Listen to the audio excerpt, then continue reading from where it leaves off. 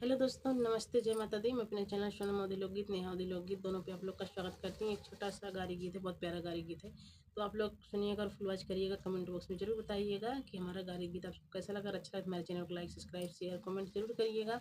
तो चलिए आप लोग सुनिए और मैं सुनाती हूँ।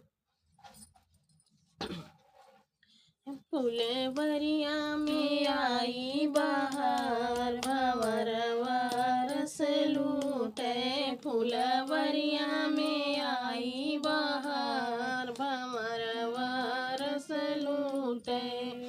समधी के बहिनी बहुतै रसीली, समधी के बहिनी बहुतै रसीली। अरे घूमई प्रतापगढ़ बाजार, भंवरवा रस लूटई। अरे घूमई प्रतापगढ़ बाजार, भंवरवा रस लूटै। फुलवरिया में आई बहार, भंवरवा रस लूटै। फुलवरिया में आई बहार, भंवरवा रस लूटै।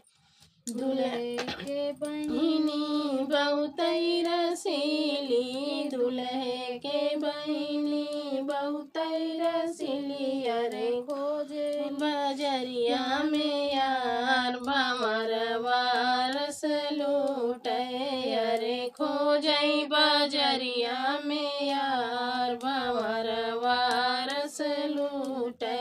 फुलवरिया में आई बहार, भंवरवा रस लूटै। फुलवरिया में आई बहार, भंवरवा रस लूटै। अगुआ के बहिनी बहुतै रसीली, अगुआ के बहिनी बहुतै रसीली। अरे घुमाई पट्टी बाजार, भंवरवा रस लूटै। अरे घुमाई पट्टी बाजार, भंवरवा रस लूटै। फुलवरिया में आई बहार, भंवरवा रस लूटै। फुलवरिया में आई बहार, भंवरवा रस लूटै।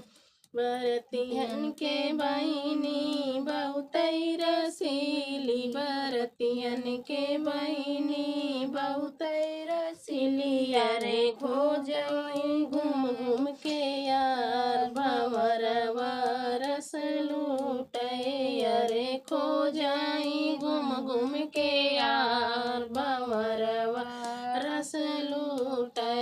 फुलवरिया में आई बहार, भंवरवा रस लूटै। फुलवरिया